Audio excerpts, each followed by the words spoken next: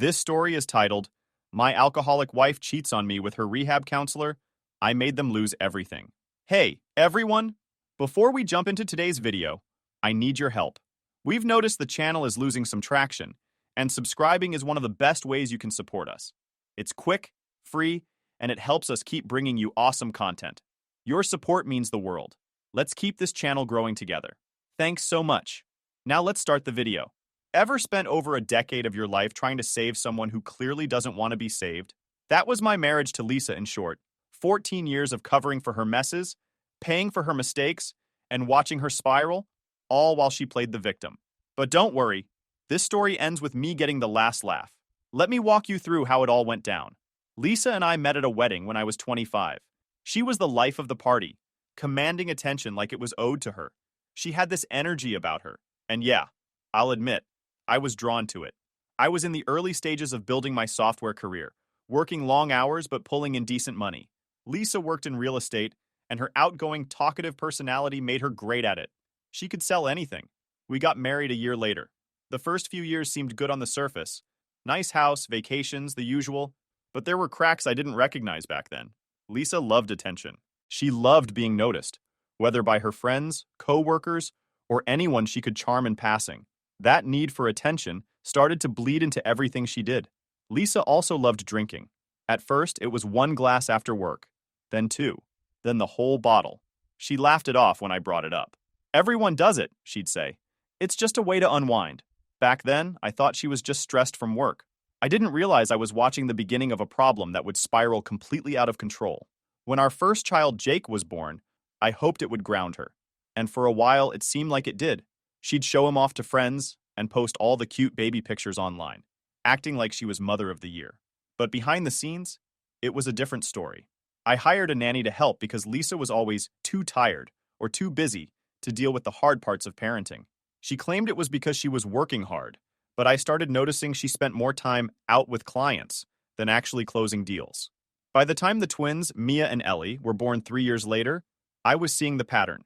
Lisa would make excuses, disappear for hours, and show up late to important events. I made sure we had help, nannies for the kids, someone to clean the house, because I wasn't about to play single dad on top of working full-time. Lisa, of course, didn't appreciate any of it. She acted like the hired help was a luxury instead of a necessity to compensate for her lack of involvement. The tipping point came 6 years ago. Lisa's drinking wasn't just a bad habit anymore. She'd stumble in late, slurring her words, and barely functioning the next day. I couldn't ignore it. I told her she needed help, and of course, she denied everything. "You're exaggerating," she snapped. "It's not a big deal." But it was a big deal, and I couldn't let it slide anymore. I paid $25,000 for rehab. Do you know what else we could have done with that money? But I was trying to save her, for the kids, and because I thought, stupidly, that she might actually want to be saved. Lisa went, and for a while, I thought it worked. She came out saying all the right things, promising to change, and for a couple of months, she actually tried. Then she slipped back into old habits. She said, "I can handle it. It's just 1 drink." Then it was 2, then 3. Before long, we were back to square one. I confronted her, and she turned it on me, accusing me of being controlling and too judgmental. Things got worse when I found out about a guy she was seeing. A friend of mine saw her out with some guy at a bar. When I confronted her, she denied it, of course. "He's just a friend," she said, laughing like it was no big deal. I didn't have proof at the time, so I let it go. But a week later, I found text messages on her phone, flirty, inappropriate, and completely undeniable. When I showed her the evidence, she tried to downplay it. "It didn't mean anything," she said. "I was drunk. It was a mistake." I didn't forgive her because I was weak. I didn't forgive her at all. I stayed because of the kids. Jake was only 5, and the twins were just toddlers. Lisa's drinking and neglect were bad enough, and I didn't want them growing up in a broken home. I thought I could hold the family together. Lisa had underestimated me for years. She thought she could keep her double life under wraps, relying on my patience and the facade of being a perfect family to cover her tracks. What she didn't realize was that I wasn't just some clueless husband fumbling in the dark. 3 years ago, I hit my breaking point. The second I found out about Brian, I knew it was time to play my hand. Let me backtrack a little. When I first heard about Brian, it was from Lisa herself. After her drinking spiraled out of control and her behavior became impossible to ignore, I told her she needed professional help, or I was done. That's when she started seeing him, her guiding light, as she'd dramatically put it. She'd always gush about how he really understands what I'm going through and helps me feel seen. At first, I was relieved she was talking to someone about her issues. I thought it meant she was finally on the path to fixing herself, but something about the way she talked about him didn't sit right. She'd mention Brian in passing, but her face would light up when she did. And whenever I asked simple questions like, "How are the sessions going?" or "What's the plan for recovery?" she'd deflect. "It's private," she'd say. "You wouldn't understand." I brushed it off at first, thinking maybe she was just protective of her process. But as time went on, things got weirder. She started disappearing more frequently, always with some excuse about needing alone time to process. If I asked where she'd been, she'd get defensive. And her phone? Glued to her hand 24/7. She even started taking it to the bathroom, which she never used to do. I knew something was up, but I didn't have enough proof. Yet. The final straw came when I found that hotel charge. She'd been sloppy, leaving her email open on the shared laptop.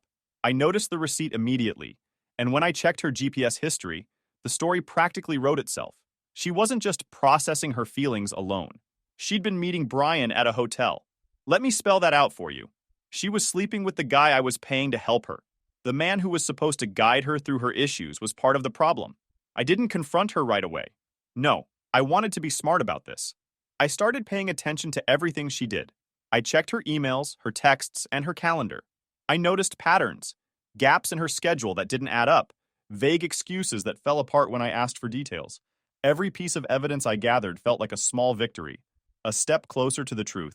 The turning point came one evening when Lisa told me she was going to a meeting. She left the house in a rush, barely saying goodbye, which was already suspicious. So I decided to follow her.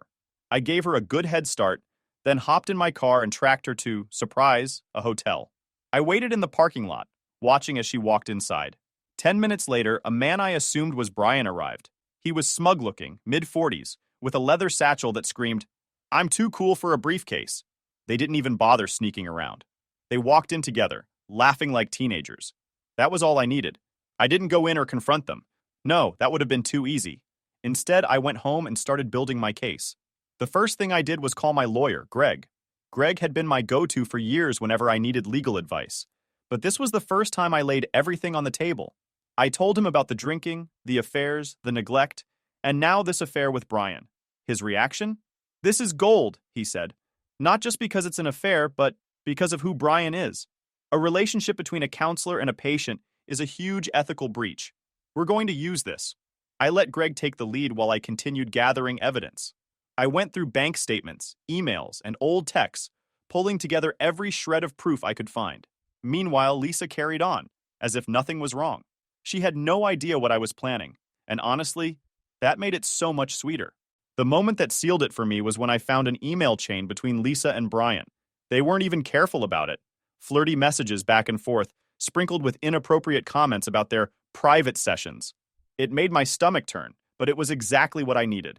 I forwarded everything to Greg, who practically jumped out of his chair when he saw it. "This isn't just proof of an affair," Greg said. "This could ruin his career. You're sitting on a gold mine."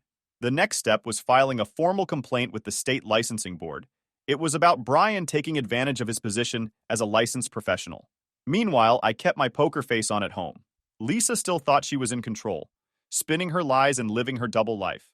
She didn't realize that every time she left the house, I was one step closer to blowing up her little fantasy world. I knew she'd try to play the victim once everything came to light.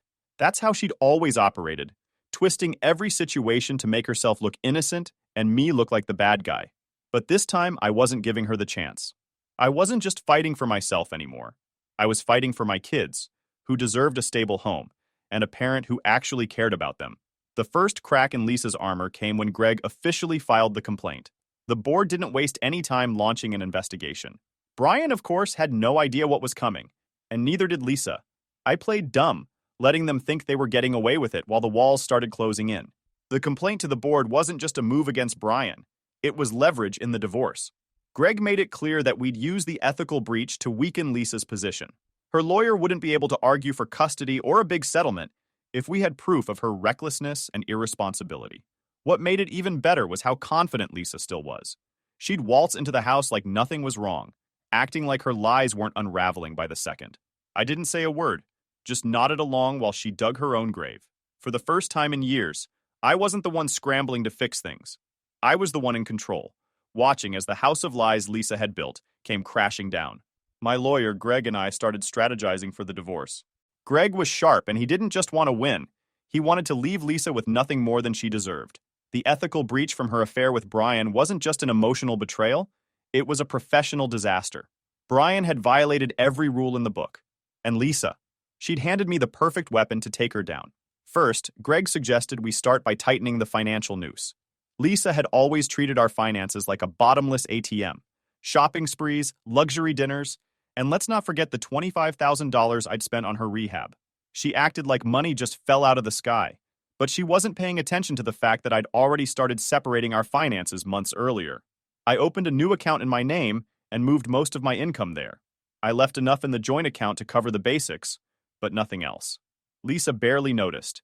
She was too busy living her fantasy life with Brian to pay attention. Meanwhile, I stopped funding her escapades. No more dinners on my dime, no more mystery hotel receipts. Next, I quietly started documenting everything. Every time she came home late, every missed school event, every morning she slept off another night out. I wrote it all down with dates, times, and details. Greg told me this would be crucial in court, especially when it came to showing her neglect as a parent. The hardest part? Keeping a straight face around Lisa. Every time she smiled at me, thinking she still had me fooled, I wanted to laugh. But I kept my cool. I let her think everything was fine while the damage was already done. The licensing board moved fast. Within weeks of filing the complaint, they reached out to me for more information. Greg and I handed over everything. The hotel receipts, the emails, even the timeline of their so-called therapy sessions. Lisa had no idea what was happening behind the scenes.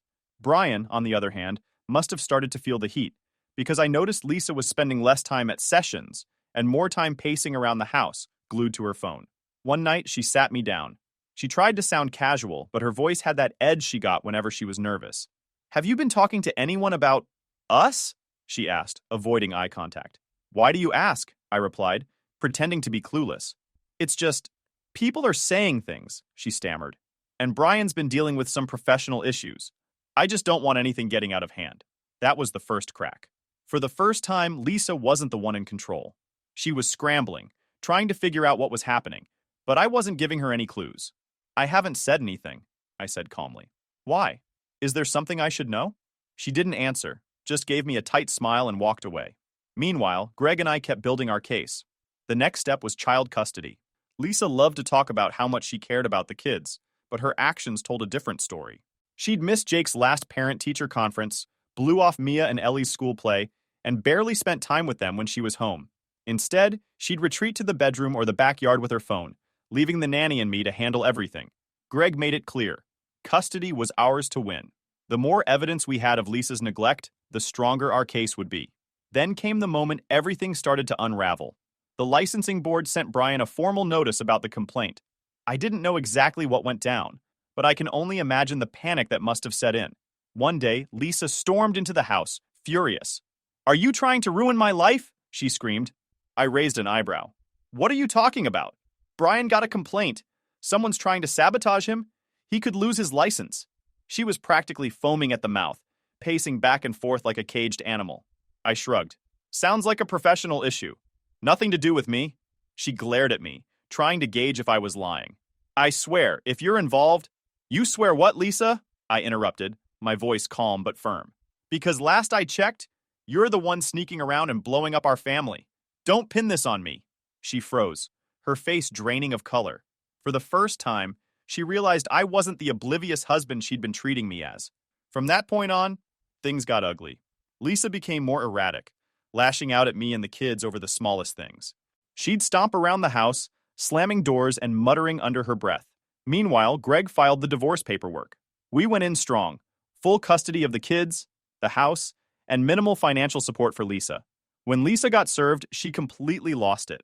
She threw the papers on the floor and screamed at me like I'd committed the ultimate betrayal. "You're trying to destroy me," she shouted. "No, Lisa," I said, my voice steady. "You destroyed yourself. I'm just cleaning up the mess." When Lisa's lawyer drafted the divorce terms, they were desperate to protect Brian from any fallout. By then, I think they were both starting to realize how serious the complaint I'd filed with the licensing board really was. Lisa's lawyer, probably on her insistence, added a clause in the divorce negotiations. I was prohibited from speaking negatively about Brian or their relationship to anyone. They thought this would silence me and keep Brian safe while the divorce moved forward. But here's the thing about legal agreements. They're only as good as the specifics. What Lisa's lawyer failed to consider was whether I'd already filed a formal complaint about Brian before signing the divorce papers. They assumed my bad-mouthing was just me talking to neighbors or friends, venting about how Lisa's life had gone off the rails. What they didn't realize was that I wasn't just complaining. I was taking real, actionable steps to hold Brian accountable. You see, a gag order only applies to what you do after the agreement is in place. It can't erase the steps you've already taken. And a subpoena? That's a whole other level. Subpoenas legally compel you to testify in investigations or court proceedings, and they override any prior agreements, including divorce settlements. Greg made sure I was crystal clear on that when we filed the complaint. He had this sly grin when he explained it to me. They'll think they're clever, but a subpoena trumps everything, he said. You'll just need to sit tight and let the board come to you. So I waited, quietly. I didn't tell Lisa about the complaint or that the licensing board had already reached out for details. I didn't fight the gag order during the divorce proceedings either. There was no need. I let her and her lawyer think they'd boxed me in, that I couldn't say a word about Brian. When the subpoena arrived, Greg and I were ready. By this point, the board's investigation was well underway. They'd reviewed the evidence we submitted.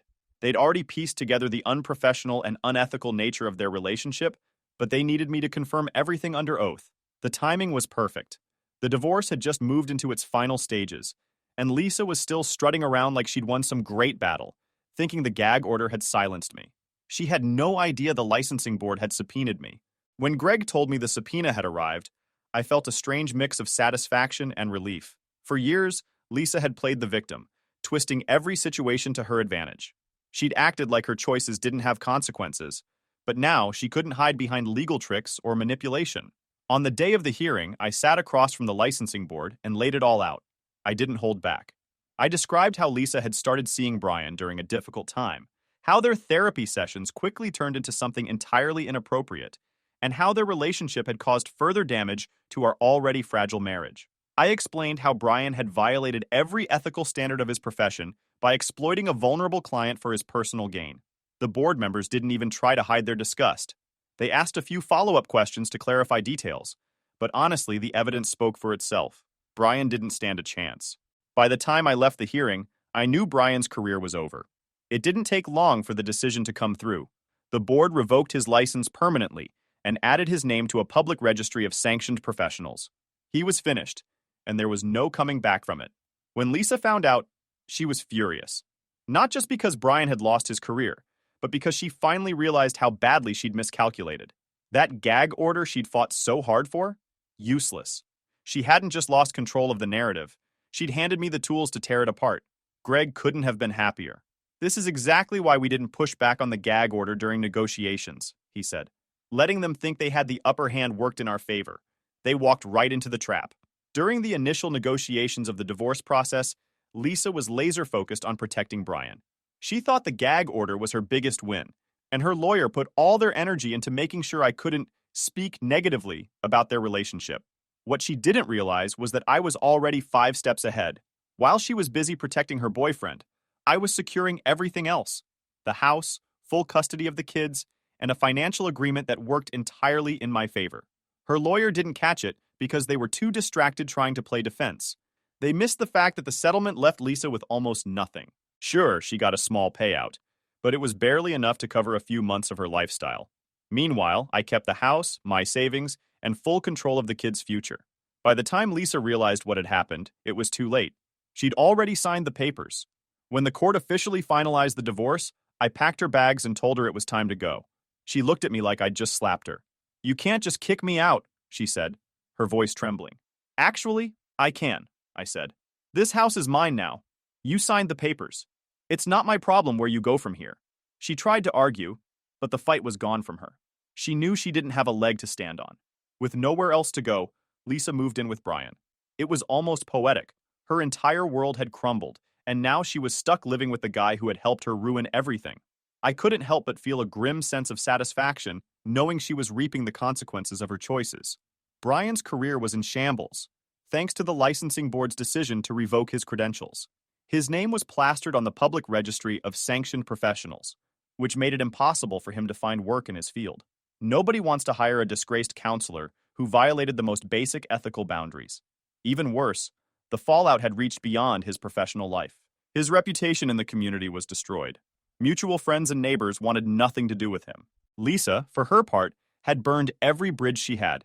She used to have a wide circle of acquaintances from her days in real estate, but those connections dried up as her drinking and unreliability became common knowledge.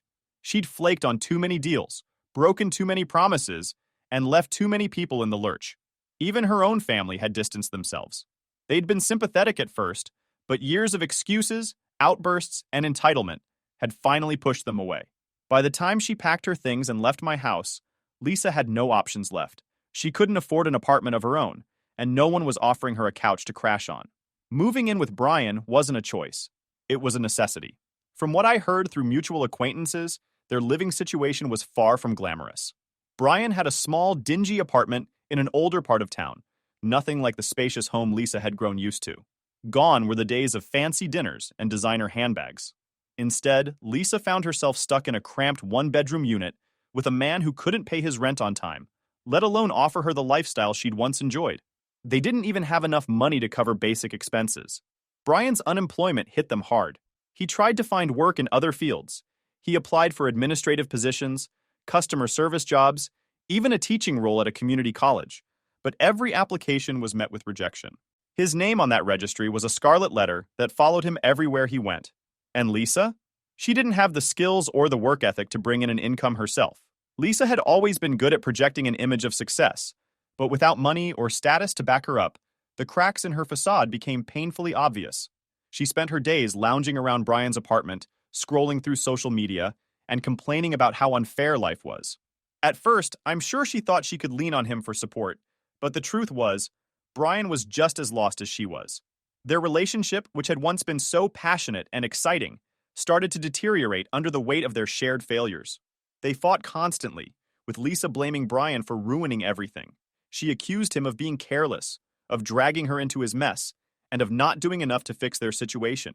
Brian, on the other hand, started to see her for what she really was, a self-centered, entitled woman who brought more problems than solutions. The argument spilled out into the hallway of their apartment building, where neighbors could hear every bitter word. People I knew through mutual connections told me about the shouting matches, Lisa screaming about how she gave up everything for Brian, and Brian snapping back that she had nothing left to give. The financial strain only made things worse. Without steady income, they were forced to cut back on everything. Lisa, who once wouldn't be caught dead in anything less than designer brands, had to sell her handbags, jewelry, and other luxuries just to scrape together enough cash to cover bills. Watching her prized possessions disappear one by one must have been a blow to her ego, but she didn't have a choice. Even basic groceries became a struggle for them. At one point, I heard through a mutual friend that Lisa was borrowing money from distant relatives just to keep the electricity on. The humiliation of asking for help after burning so many bridges must have stung. But again, she didn't have a choice. For me, after this long battle, what mattered the most is that I gained full custody of Jake, Mia, and Ellie. It wasn't just a victory in court. It was a step toward giving my kids the stable, loving home they deserved. Lisa's drinking had been a major factor in the decision. Greg, my lawyer, made sure the court understood the severity of her problem. He presented everything, the late nights, the missed milestones, and the countless times she'd stumbled home, too far gone to even acknowledge the kids. We had receipts, both literal and figurative. Her rehab stint, the relapses, and her continued erratic behavior painted a clear picture of someone who couldn't prioritize being a parent. During the custody hearing, Lisa tried to play the victim. She cried on the stand, claiming I'd painted her unfairly and that she was working on herself, but the evidence was overwhelming. The judge wasn't buying her act. To say she didn't take it well would be an understatement. After the ruling, Lisa confronted me in the hallway outside the courtroom. "You think you're so perfect," she hissed. "You've turned the kids against me." I stayed calm. "No, Lisa, you did that all on your own. I'm just making sure they don't have to suffer because of your choices." From that point on, Lisa's time with the kids was limited to supervised visitation. The court appointed a supervisor to ensure she didn't step out of line during her visits, and even then, she couldn't hold it together. Her drinking had never truly stopped. She'd show up late, or not at all, and when she did manage to arrive, she was often a shadow of the woman she pretended to be. The kids noticed. Jake, now old enough to understand what was going on, started refusing to attend visits. "Why should I go, Dad?" he asked me one day. "She doesn't even care about us. She's just there because she has to be." Mia and Ellie were more forgiving, but even they began to distance themselves. They'd tell me about how Lisa would spend half the visit scrolling on her phone or complaining about her terrible life. One time, Mia came home and said, "Mom told me she wishes she could come back to live with us. She said she misses you, Dad." It wasn't the first time I'd heard that.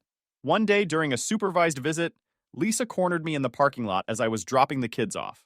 The supervisor was inside with the kids, and Lisa saw her chance. "Please," she said, her voice shaking. "I can't do this anymore. Brian's useless. He's lost everything, and I'm barely hanging on.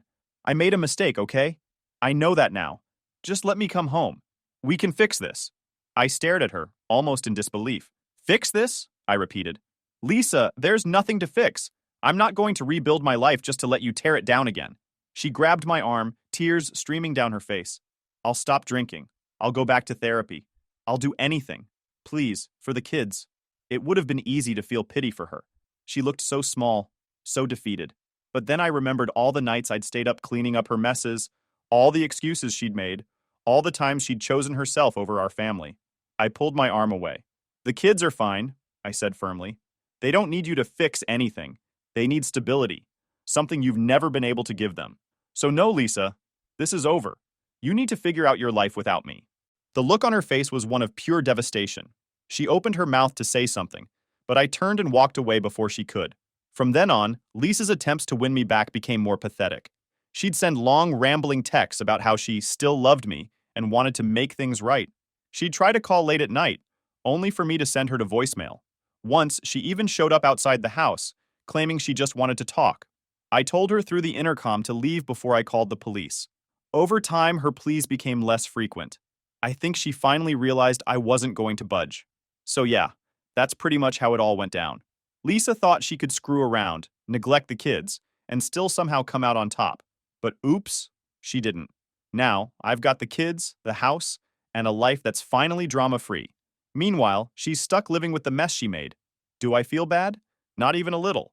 She made her choices, and now she gets to deal with them. As for me, I'm finally at peace, and it feels damn good.